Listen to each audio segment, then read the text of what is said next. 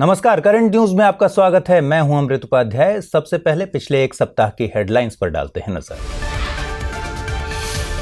शिमला में पीठासीन अधिकारियों की 82वीं अखिल भारतीय कॉन्फ्रेंस संपन्न। तमिलनाडु के स्पीकर ने राज्य बिल पर राष्ट्रपति की मंजूरी को लेकर खड़े किए सवाल। राज्य का बिल खारिज करने पर राष्ट्रपति को देना चाहिए जवाब।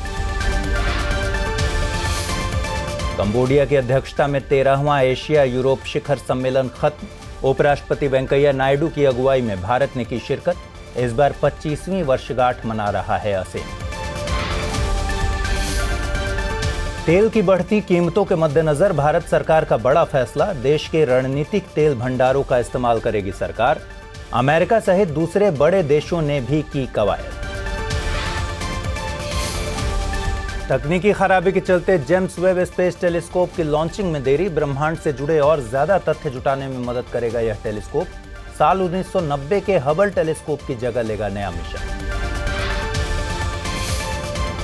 और भारतीयों की जीवन प्रत्याशा पर रिपोर्ट जारी। पुरुषों की जीवन प्रत्याशा में 9.1 वर्ष की कमी दर्ज। महिलाओं की जीवन प्रत्याशा में भी आई भारी गिरावट। प्रिय व्यूअर्स, यह बताते हुए हमें बेहद खुशी हो रही है कि राज्य स्तरीय पीसीएस परीक्षाओं को ध्यान में रखते हुए हमने एक अलग यूट्यूब चैनल दृष्टि पीसीएस शुरू किया है। पीसीएस परीक्षाओं के लिहाज से इस चैनल पर हम हर रोज अलग अलग राज्यों के करंट अफेयर्स से जुड़े प्रोग्राम अपलोड कर रहे हैं।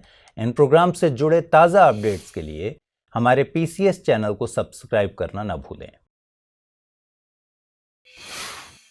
आइए अब शुरू करते हैं इस हफ्ते की सबसे बड़ी खबर के साथ ये बुलेटिन। बीते दिनों शिमला में पीठासीन अधिकारियों की 82वें अखिल भारतीय कॉन्फ्रेंस का आयोजन हुआ। संसद और विधान मंडलों के पीठासीन अधिकारियों ने इस बैठक में हिस्सा लिया था। इसी दौरान तमिलनाडु विधानसभा के स्पीकर एम अप्पवु ने बिलों पर राज्यपाल और राष्ट्रपति की मंजूरी पर कुछ सवाल खड़े किए। उन्होंने कहा कि बिल पर मंजूरी देने के लिहाज से क्यों ना राज्यपाल पर एक टाइम फ्रेम लागू कर दिया जाए। इसके अलावा जब राज्य का कोई बिल राष्ट्रपति अपने पास रोक लेते हैं या लौटा देते हैं तो क्या इन्हें इसकी वजह नहीं बतानी चाहिए। आपको बता दें कि नीट का विरोध करने वाले राज्य सरकार के 2 बिलों पर राष्ट्रपति ने अपनी सहमति रोक रखी है। बिल पर मंजूरी से जुड़े संवैधानिक प्रावधानों की बात करें तो अनुच्छेद 111 में साफ है कि संसद के सदनों से पास साधारण बिल पर राष्ट्रपति अपनी मंजूरी देते हैं या मंजूरी रोक सकते हैं। इसी तरह अनुच्छेद 200 के तहत राज्यपाल विधानमंडल से पास साधारण बिल पर अपनी मंजूरी देते हैं या मंजूरी रोक सकते हैं। इसके साथ ही राज्यपाल बिल को राष्ट्रपति के पास भी भेज सकते हैं।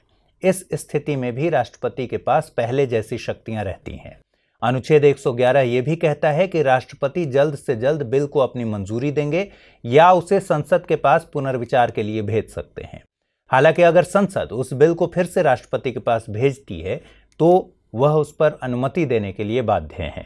बिल पर मंजूरी रोकने के मामले में राष्ट्रपति के पास 3 तरह के वीटो हैं। जब बिल पर मंजूरी रोक ली जाती है तो इसे एब्सोल्यूट वीटो कहते हैं। यह आमतौर पर निजी बिल या नई मंत्रिपरिषद के गठन के मामले में होता है। वहीं अगर राष्ट्रपति बिल को पुनर्विचार के लिए भेजते हैं तो इसे सस्पेंसिव वीटो कहा जाता है। राष्ट्रपति अगर बिल पर न अपनी मंजूरी देते हैं और न ही उसे खारिज करने का फैसला लेते हैं तो इसे पॉकेट वीटो कहा जाता है। इस वीटो में राष्ट्रपति किसी बिल को अपने पास रख लेते हैं। इस मामले में अमेरिका के राष्ट्रपति के पास कुछ कम शक्तियां हैं। वह किसी बिल को ज्यादा से ज्यादा 10 दिनों तक अपने पास रख सकते हैं। आपको बता दें कि जब राज्यपाल किसी बिल को राष्ट्रपति के पास विचार के लिए भेजते हैं तो वे उस पर अनुच्छेद 201 के तहत वीटो का इस्तेमाल कर सकते हैं। इसके अलावा वह राज्यपाल को उस बिल को लौटाने के निर्देश दे सकते हैं। अगर कोई बिल पुनर्विचार के लिए भेजा जाता है तो विधानमंडल उस पर 6 महीने के भीतर विचार करती है। इस बिल को फिर राष्ट्रपति के पास भेजा जाता है, लेकिन अब भी राष्ट्रपति इस बिल पर मंजूरी देने के लिए बाध्य नहीं होते। सरकार शिक्षा के क्षेत्र में देशी भाषाओं को बढ़ावा देना चाहती है और इसके लिए एक समिति भी बना दी गई है। इस हाई पावर्ड कमेटी में 3 सदस्य हैं। संस्कृत भारती के सदस्य चामू कृष्णा शास्त्री को इसका अध्यक्ष बनाया गया है। यह कमेटी नई राष्ट्रीय शिक्षा नीति के हिसाब से देशी भाषाओं को बढ़ावा देने के लिए उपाय सामने रखेगी। इसके अलावा स्कूलों और उच्च शिक्षण संस्थानों में भारतीय भाषाओं के अध्ययन में सुधार के लिए भी कमेटी कुछ तरकीबों को साझा करेगी। शिक्षण संस्थानों में मौजूदा फैकल्टीज के सही इस्तेमाल पर विचार करने की जिम्मेदारी भी इस कमेटी की होगी ताकि भारतीय भाषाओं का सही विकास हो सके। कमेटी अपनी सिफारिशों में अनुसूचित, गैर अनुसूचित, जनजातीय, अल्पसंख्यक और शास्त्रीय भाषाओं को ध्यान में रखेगी। स्टूडेंट्स और रिसर्चर्स दोनों के फायदे के लिए अलग अलग भाषाओं में टेक्नोलॉजिकल टूल्स और लैब्स मुहैया करवाने के लिए भी कमेटी काम करेगी। आपको बता दें कि 2020 की राष्ट्रीय शिक्षा नीति में भारतीय भाषाओं को बढ़ाने पर जोर दिया गया है। इसी दिशा में एक अहम कदम उठाते हुए केंद्र सरकार ने देश के सभी विश्वविद्यालयों को उनके लर्निंग मटेरियल को भारतीय भाषाओं में ट्रांसलेट करने के निर्देश दिए हैं। सरकार के ये निर्देश आज़ादी का अमृत महोत्सव का हिस्सा हैं। भारतीय भाषाओं पर बढ़ते खतरे का जिक्र 2020 की शिक्षा नीति में भी किया गया है। इसके मुताबिक पिछले 50 सालों में भारत ने अपनी 220 से ज्यादा भाषाओं को खो दिया है।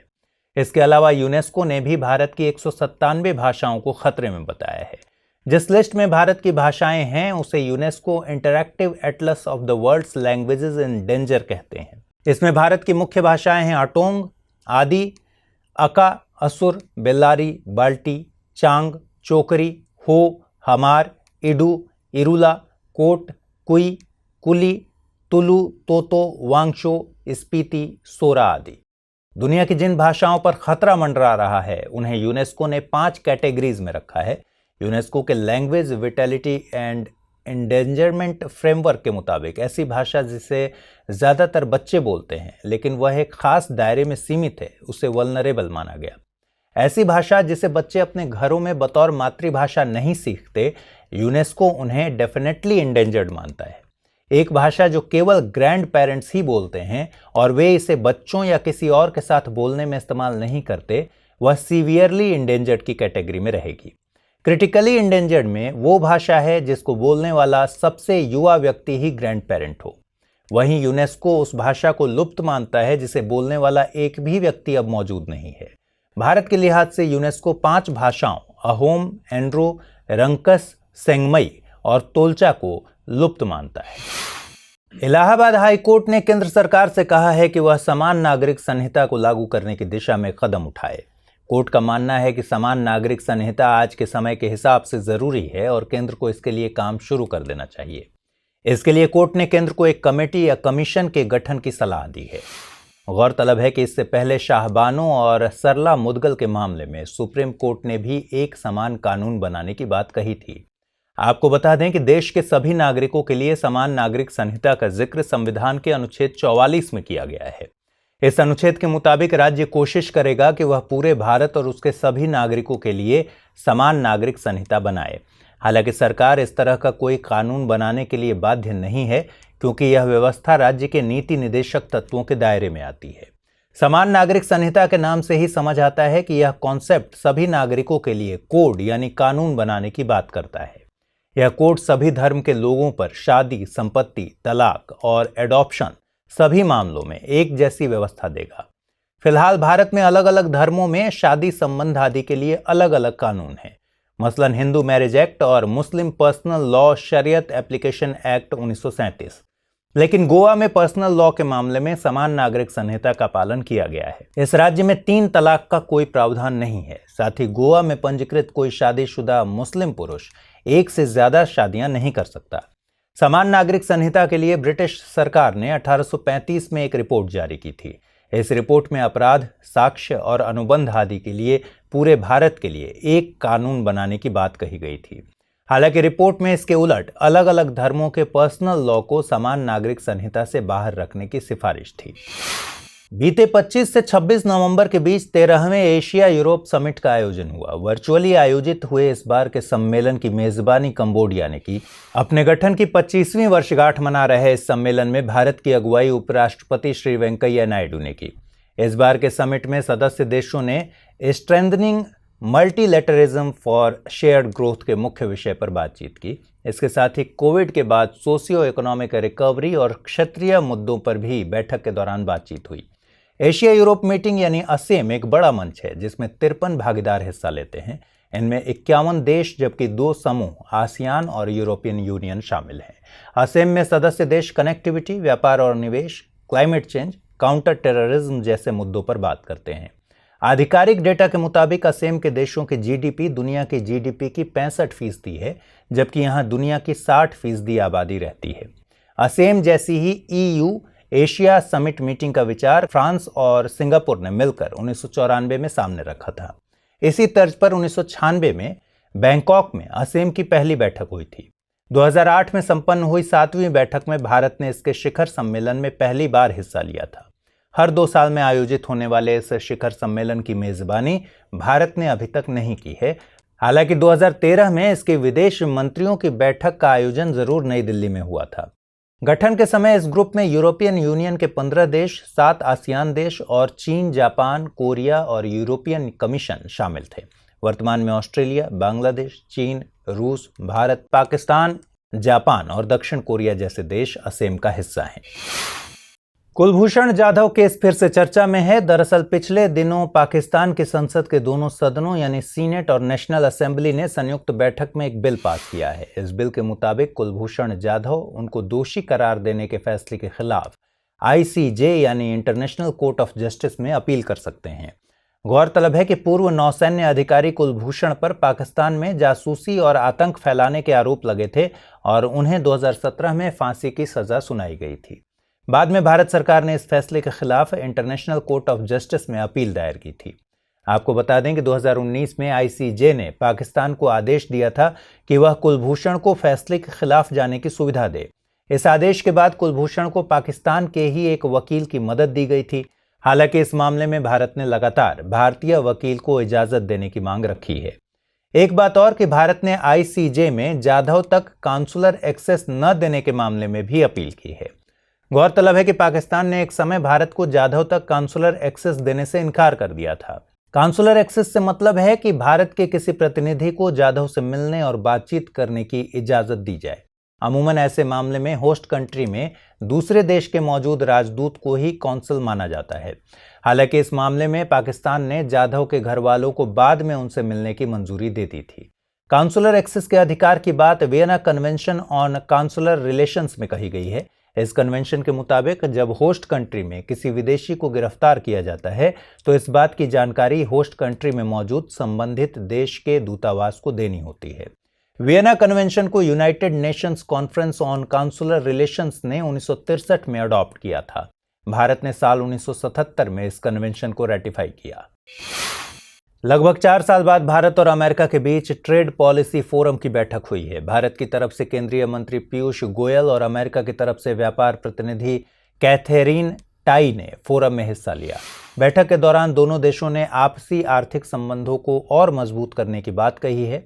दोनों के बीच चल रहे आर्थिक मुद्दों को लेकर बैठक में कृषि, वस्तु और सेवा जैसे क्षेत्रों के लिए वर्किंग ग्रुप्स को शुरू करने की बात भी सामने आई है। भारत ने अमेरिका के सामने मांग रखी है कि वह कुछ इस तरह रेगुलेशन करे कि भारतीय आम, अंगूर और अनार आसानी से अमेरिकी बाजार तक जा सके।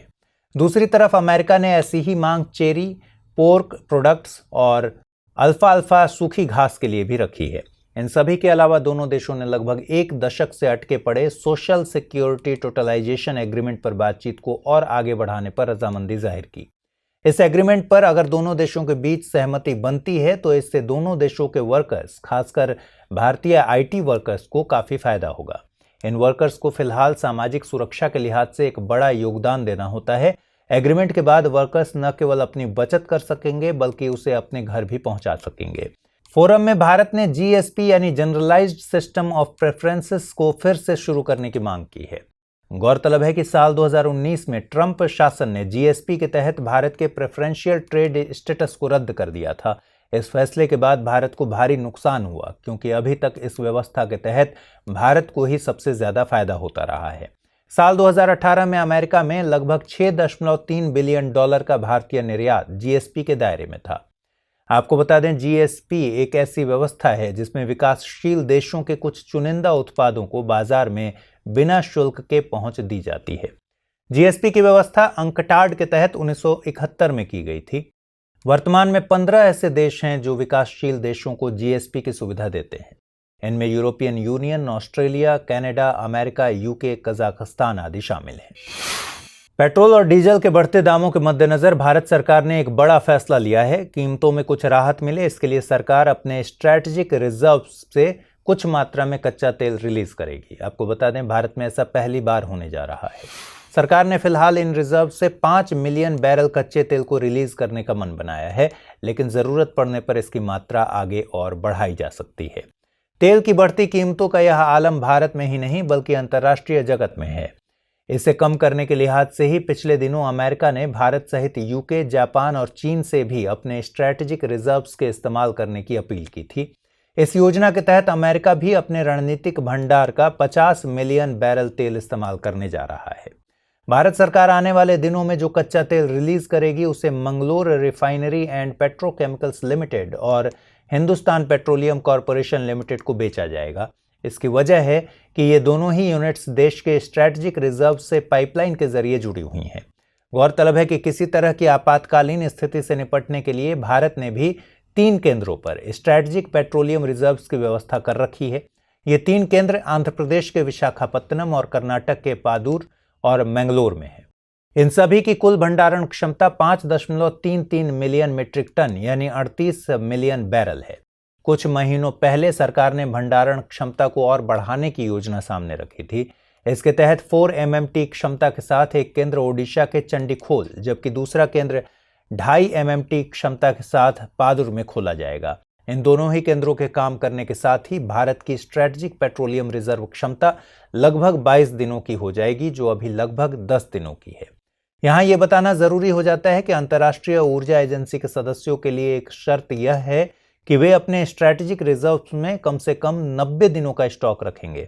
हालांकि भारत अभी इस एजेंसी का परमानेंट नहीं बल्कि एसोसिएट मेंबर है। कच्चे तेल की अपनी भंडारण क्षमता को बढ़ाने के लिहाज से ही पिछले साल भारत ने अमेरिका के साथ एक MOU पर दस्तखत किए थे। इस समझौते के मुताबिक भारत अमेरिका में कुछ मात्रा में अपना तेल रिजर्व रखेगा। वर्तमान में 714 million barrel strategic petroleum reserve के साथ अमेरिका सबसे आगे है। संसद के आगामी शीतकालीन सत्र में सरकार ने 20 से ज्यादा बिलों को सामने रखने का फैसला लिया है। इनमें 3 कृषि कानूनों को वापस लेने के लिए बिल और प्राइवेट क्रिप्टो करेंसीज पर बैन लगाने वाला बिल सबसे अहम माना जा रहा है। सरकार इसी सत्र में नेशनल एंटी डोपिंग बिल भी लाने जा रही है। आपको बता दें कि सरकार ने इसी साल जनवरी में crypto currency and regulation of official digital currency bill 2021 के लिए ड्राफ्ट जारी किया था। यह बिल एक ऐसे फ्रेमवर्क की बात करता है जिससे एक ऑफिशियल डिजिटल करेंसी जारी हो सके। यह बिल RBI को ऑफिशियल डिजिटल करेंसी जारी करने की शक्ति देता है। दूसरी तरफ यह बिल देश में प्राइवेट क्रिप्टो करेंसीज पर बैन लगाता है। हालांकि कुछ ऐसे क्लॉज भी बिल में रखे गए हैं जिनसे क्रिप्टो करेंसीज से जुड़ी तकनीकी और उसके इस्तेमाल को बढ़ावा मिले।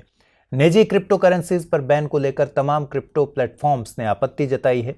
क्रिप्टो करेंसी बाजार से जुड़े जानकारों के मुताबिक प्राइवेट करेंसी पर बैन नहीं लगना चाहिए। हालांकि इसे सरकार अपने हिसाब से रेगुलेट कर सकती है।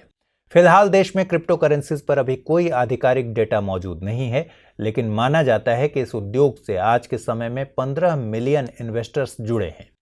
आपको बता दें, इससे पहले अप्रैल 2018 में RBI ने एक आदेश जारी कर क्रिप्टो करेंसीज की ट्रेडिंग पर बैन लगा दिया था। हालांकि 2020 में शीर्ष अदालत ने इस प्रतिबंध को हटा दिया। एक तरफ जहां अमेरिका, सिंगापुर और यूके में क्रिप्टो करेंसी को बढ़ावा दिया जा रहा है, तो दूसरी तरफ भारत इस पर बैन लगाने की तैयारी में है। यूके में अब क्रिप्टो करेंसीज को संपत्ति का दर्जा दिया जा रहा है। सरकार ने प्राइवेट क्रिप्टो करेंसीज पर बैन लगाने के पीछे मनी लॉन्ड्रिंग, कर चोरी और कर आतंकवाद जैसी वजहें बताई हैं। सर्विस सेक्टर को मजबूत करने के लिए सरकार एक नई योजना लेकर आई है। हाल ही में केंद्रीय मंत्री नारायण राणे ने सेवा क्षेत्र के लिए credit linked capital subsidy scheme launch की। यह योजना आने वाले समय में सेवा क्षेत्र में एंटरप्राइजेस की तकनीकी मांगों को पूरा करने में मदद करेगी। योजना में 25% कैपिटल सब्सिडी की बात है, जो MSE यानी मझोले और छोटे उद्यमों को इंस्टीट्यूशनल क्रेडिट के जरिए दी जाएगी। खास बात यह है कि इसमें टेक्नोलॉजी अपग्रेडेशन के मामले में किसी खास सेक्टर को ध्यान में रखते हुए रेस्ट्रिक्शंस नहीं है। सरकार को उम्मीद है कि उद्यमों को प्लांट मशीनरी और सर्विस इक्विपमेंट को खरीदने में काफ़ी मदद मिलेगी। आपको बता दें कि यह पहला मौका नहीं है जब MSMEs के लिए टेक्नोलॉजी अपग्रेडेशन को लेकर कोई सब्सिडी योजना शुरू हुई हो। इससे पहले 2000 से 2001 में भी MSEs के लिए क्रेडिट सब्सिडी स्कीम शुरू हुई थी। इस योजना के तहत मंजूरी प्राप्त 51 सब सेक्टर्स में इम्प्रूव्ड टेक्नोलॉजी को शामिल करने के लिए 15% तक की कैपिटल सब्सिडी दी जाती है। अमेरिकन स्पेस एजेंसी ने JWST यानी जेम्स वेब स्पेस टेलीस्कोप की लॉन्चिंग में कुछ देरी होने की बात कही है। लॉन्चिंग की तैयारियों में कुछ गड़बड़ी होने से 18 दिसंबर को लॉन्च होने वाला यह टेलीस्कोप अब 22 दिसंबर तक लॉन्च हो सकेगा। JWST को अंतरिक्ष में पहले से मौजूद काफी पुराने हबल टेलीस्कोप की जगह भेजने की तैयारी की जा रही है। इस मिशन पर नासा, यूरोपियन स्पेस एजेंसी और कैनेडियन स्पेस एजेंसी तीनों मिलकर काम कर रहे हैं। JWST इंफ्रारेड लाइट्स के जरिए अंतरिक्ष का अध्ययन करेगा और ब्रह्मांड के बनने के शुरुआती दौर के बारे में जानकारी देगा। हबल टेलीस्कोप के जरिए पता चले अभी तक के तथ्यों के बारे में और जानकारी जुटाने में भी इस मिशन से काफी मदद मिल सकेगी। JWST एक ऑब्जर्वेटरी है जिसमें 6.5 के व्यास का एक बड़ा प्राइमरी मिरर लगा है। वैज्ञानिकों के मुताबिक इस मिरर के जरिए यह टेलीस्कोप सबसे पुराने तारों के बारे में जानकारी जुटा सकेगा। बात करें हबल टेलीस्कोप की तो 1990 में नासा ने ही इसे लॉन्च किया था। इसे पृथ्वी के आसपास के ग्रहों की खोज के लिहाज से विकसित किया गया था। हबल के जरिए ही ब्लैक होल्स के अस्तित्व में होने के साक्ष्य सामने आ सके थे। हबल टेलीस्कोप और JWST में बड़ा अंतर यह है कि हबल टेलीस्कोप काफी कम ऊंचाई पर पृथ्वी का चक्कर लगाता है, तो दूसरी तरफ JWST को काफी ऊंचाई पर L2 लैग्रेंज पॉइंट पर स्थापित किया जाएगा। इसका मतलब JWST को ले जाने वाला यान सूर्य का चक्कर लगाएगा। यह बिंदु पृथ्वी से करीबन 1 मिलियन मील की दूरी पर है। ग्लेशियर्स के बदलते रास्तों को लेकर एक शोध हुआ है। यह शोध विज्ञान एवं प्रौद्योगिकी मंत्रालय के तहत आने वाले एक स्वायत्त संस्थान Wadia institute of Himalayan geology की टीम ने किया है। उत्तराखंड के पिथौरागढ़ में ऊपरी काली गंगा घाटी में मौजूद रहे एक ग्लेशियर पर टीम ने यह शोध किया। जियो साइंस में छपे इस शोध से एक बात मोटे तौर पर समझ आती है कि हिमालय में बार बार की तबाही के लिए केवल जलवायु परिवर्तन जिम्मेदार नहीं है, टेक्टोनिक्स भी इसमें बड़ी भूमिका निभाता है। वैज्ञानिकों के मुताबिक कुथी यांगती घाटी में मौजूद रहे इस ग्लेशियर के रास्ते में टेक्टोनिक्स फोर्स के चलते ही बदलाव आया था। इस बदलाव के चलते ही यह ग्लेशियर लेट ग्लेशियल मैक्सिमा और होलोसीन काल के दरमियान सुमजरचांकी नाम के ग्लेशियर में जाकर मिल गया। लेट ग्लेशियल मैक्सिमा को एक ऐसे टाइम पीरियड के तौर पर जाना जाता है जब कॉन्टिनेंटल आइस शीट्स अपने आखिरी हिमयुग के समय चरम पर थीं।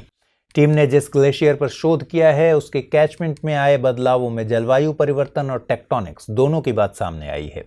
ऋषि गंगा में आई हालिया आपदा का उदाहरण बताते हुए टीम ने टेक्टोनिक्स और क्लाइमेट चेंज के असर पर चर्चा की है। इस पर वैज्ञानिक कहते हैं कि जिस चट्टान पर ग्लेशियर टिका हुआ था वह धीरे धीरे फ्रेजाइल यानी फुसफुसी हो गई और बाद में वह ग्लेशियर चट्टान से अलग हो गया। चट्टान के कमजोर होने के पीछे वेदरिंग, फ्रीजिंग, स्नोफॉल और टेक्टोनिक्स को वजह बताया गया है। इन सभी बातों से यह समझ आता है कि हिमालय न केवल एक एक्टिव माउंटेन रेंज है बल्कि यह फ्रेजाइल भी है और इसके पीछे टेक्टोनिक्स और क्लाइमेट चेंज दोनों जिम्मेदार हैं। बीते दिनों महाराष्ट्र के तदोबा अंधेरी टाइगर रिजर्व में बाघिन के हमले से एक फॉरेस्ट गार्ड की मौत हो गई। स्वाति धुमाने नाम की इस फॉरेस्ट गार्ड की मौत all India tiger estimation 2022 program के तहत एक सर्वे के दौरान हुई है। इस मौत के बाद राज्य सरकार ने गार्ड के परिवार वालों के लिए 15 लाख रुपए की क्षतिपूर्ति देने की बात कही है। इस फॉरेस्ट गार्ड पर हमला माया नाम की बाघिन ने किया।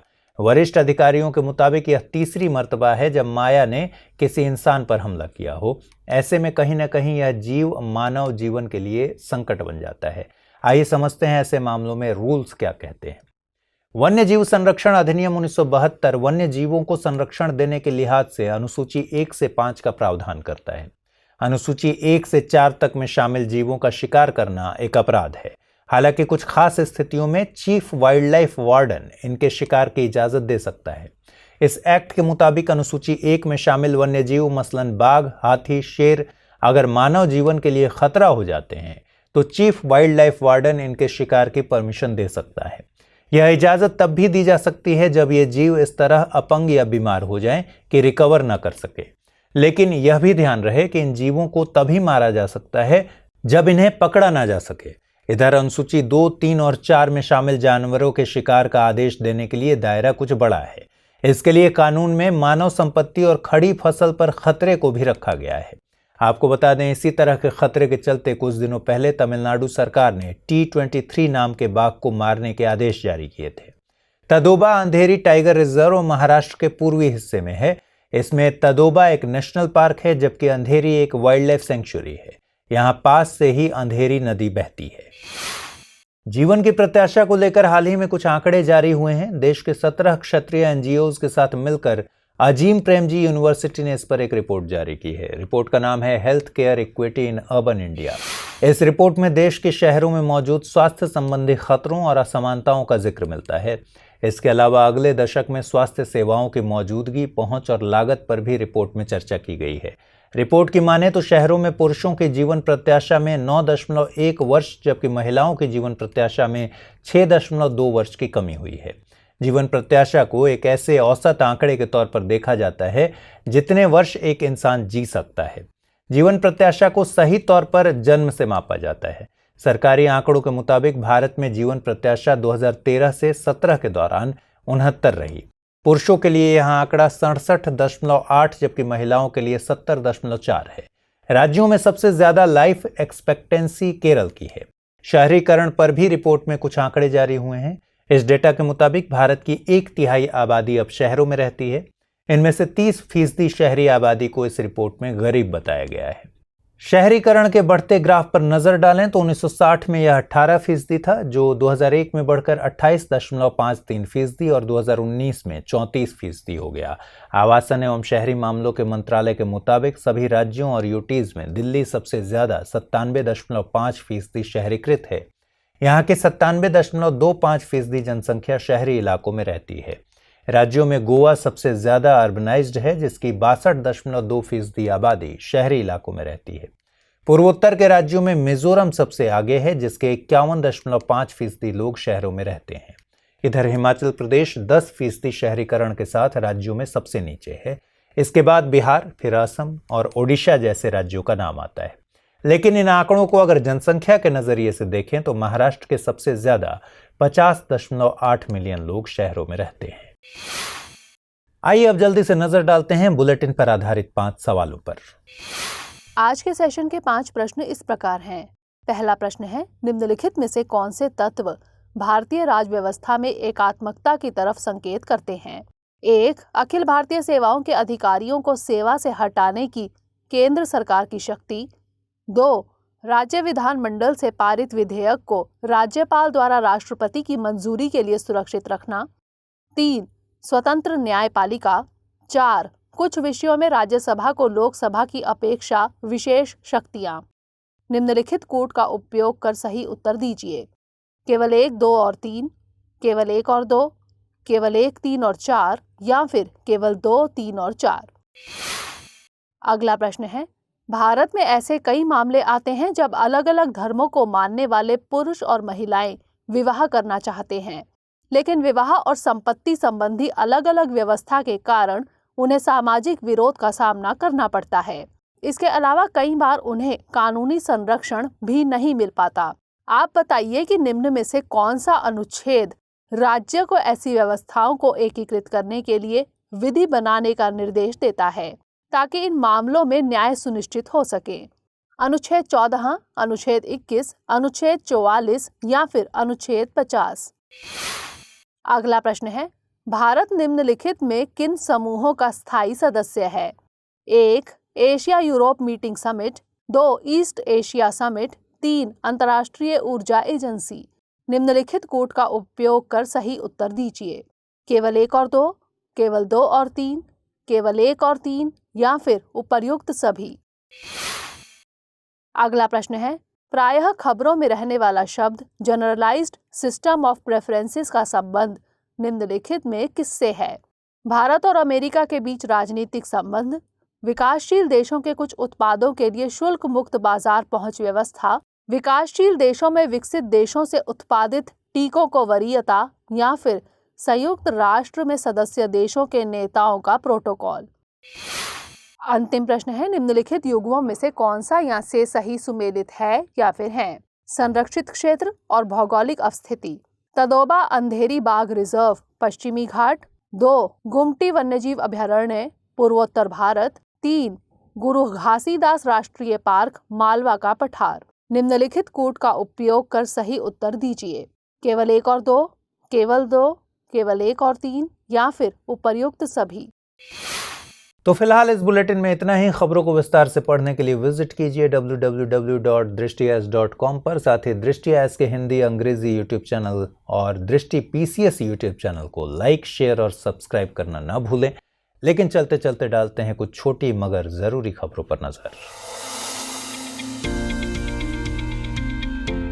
दुनिया भर के देशों में लोकतंत्र की सही स्थिति बताने वाली डेमोक्रेसी रिपोर्ट 2021 जारी हुई। International institute for democracy and electoral assistance की तरफ से जारी इस रिपोर्ट में अमेरिका, ब्राजील और भारत जैसे देशों में डेमोक्रेसी के कमजोर होने के संकेत दिए गए हैं। हालांकि Bharat mid level performing democracy की श्रेणी में अपनी जगह सुरक्षित रख सका है।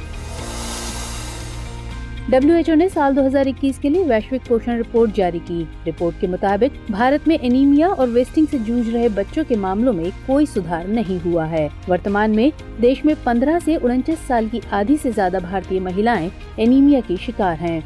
बच्चों में वेस्टिंग की बात करें तो भारत उन 23 देशों में शामिल है जहां बच्चों में वेस्टिंग की समस्या गहरा रही है या उनमें कोई सुधार नहीं है। राज्य में पुलिस व्यवस्था पर इंडियन पुलिस फाउंडेशन ने एक सर्वे जारी किया है। सर्वे के मुताबिक उत्तर प्रदेश पुलिस संवेदनशीलता के मामले में खराब प्रदर्शन वाले राज्यों में शामिल है। ओवरऑल पुलिसिंग के मामले में बिहार का सबसे खराब प्रदर्शन रहा है। इसके बाद उत्तर प्रदेश पुलिस का नाम रिपोर्ट में है। IPF स्मार्ट पुलिसिंग नाम के इस इंडेक्स में आंध्र प्रदेश, तेलंगाना, असम, केरल और सिक्किम पुलिस क्रम से पहले 5 पायदानों पर हैं। गलवान घाटी में चीनी सैनिकों के साथ झड़प में शहीद हुए कर्नल B संतोष बाबू को माननीय राष्ट्रपति ने मरणोपरांत महावीर चक्र से नवाजा है। महावीर चक्र युद्धकाल के संबंध में देश का दूसरा बड़ा वीरता पुरस्कार है। इससे पहले परमवीर चक्र जबकि इसके बाद वीर चक्र पुरस्कार का स्थान है। कुल मिलाकर क्रम देखा जाए तो इनमें सबसे पहले परमवीर चक्र, फिर अशोक चक्र, महावीर चक्र, कीर्ति चक्र और इसके बाद वीर चक्र और आखिरी में शौर्य चक्र आता है। इन पुरस्कारों की घोषणा साल में 2 बार गणतंत्र दिवस और स्वतंत्रता दिवस के मौके पर होती है। भारतीय देशी भाषाओं को शिक्षा में बढ़ावा देने के लिए ओडिशा राज्य केंद्र सरकार की राह पर है। राज्य के SC/ST विकास विभाग ने प्रोजेक्ट संहति पर काम शुरू कर दिया है। इस प्रोजेक्ट के तहत शिक्षा में आदिवासी बच्चों के सामने आने वाली तमाम दिक्कतों को दूर करने की कोशिश रहेगी। वहीं अध्यापकों को जनजातीय भाषाओं का ज्ञान दिया जाएगा ताकि वे जनजातीय बच्चों से अच्छे से संपर्क कर सकें। मुंबई स्थित एक बहुराज्यीय शहरी सहकारी bank Punjab and Maharashtra cooperative bank का जल्द ही एक दूसरी बैंकिंग कंपनी में विलय होगा। Unity small finance bank limited में विलय करने के लिए हाल ही में RBI ने ड्राफ्ट सामने रखा है। आपको बता दें कि बैंकों के संबंध में विलय और पुनर्गठन की योजना का प्रावधान बैंकिंग रेगुलेशन एक्ट 1949 की धारा 45 में है। वहीं बैंकिंग कंपनीज के संबंध में विलय की प्रक्रिया धारा 44A के तहत शुरू की जाती है। CBI special director Praveen Sinha को इंटरपोल की कार्यकारी समिति के लिए एशिया के प्रतिनिधि के रूप में चुना गया है। साथ ही संयुक्त अरब अमीरात के अहमद नासर अल रैसी को 4 साल के कार्यकाल के लिए इंटरपोल का अध्यक्ष चुना गया है। ये चयन इस्तांबुल में चल रही 89वीं इंटरपोल महासभा के दौरान किए गए। इंटरपोल का मतलब अंतर्राष्ट्रीय आपराधिक पुलिस संगठन से है। यह एक अंतर सरकारी संगठन है और इसके सदस्य देशों की संख्या 195 है, जिसमें भारत भी शामिल है। इसका मुख्यालय फ्रांस के लियोन में है। 15 से 16 दिसंबर के दौरान महिला स्टार्टअप शिखर सम्मेलन 3.0 का आयोजन किया जाएगा। सम्मेलन का आयोजन केरल स्टार्टअप मिशन यानी KSUM द्वारा किया जाएगा। इसमें 3 sections innovation challenge, investor cafe और हैकाथॉन में भागीदारी की जाएगी। सम्मेलन की थीम है rise to equal post pandemic era. इस शिखर सम्मेलन का मकसद उद्यमिता के क्षेत्र में महिलाओं को प्रेरित करना और उनकी भागीदारी को बढ़ावा देना है। दुनिया की पहली सस्टेनेबल फ्लोटिंग सिटी दक्षिण कोरिया के बुसान शहर में बनाई जा रही है। समुद्र तट के किनारे पानी के ऊपर बनाए जाने वाले इस शहर का निर्माण कार्य 2025 तक पूरा होने की उम्मीद है। संयुक्त राष्ट्र द्वारा समर्थित यह शहर फ्लड प्रूफ इंफ्रास्ट्रक्चर से लैस होगा। इसमें से कई मानव निर्मित द्वीप शामिल होंगे जो बाढ़ के जोखिम को कम करने में सक्षम होंगे। हमारी टीम कोशिश करती है कि आपको दी गई खबरों में एक भी गलती ना हो। लेकिन यदि किसी सोर्स या ह्यूमन एरर की वजह से ऐसी गलती हो जाती है तो इस वीडियो के कमेंट बॉक्स में उस गलती को सुधार कर पिन कर दिया जाता है और यह आपको कमेंट बॉक्स में सबसे ऊपर दिखाई देता है।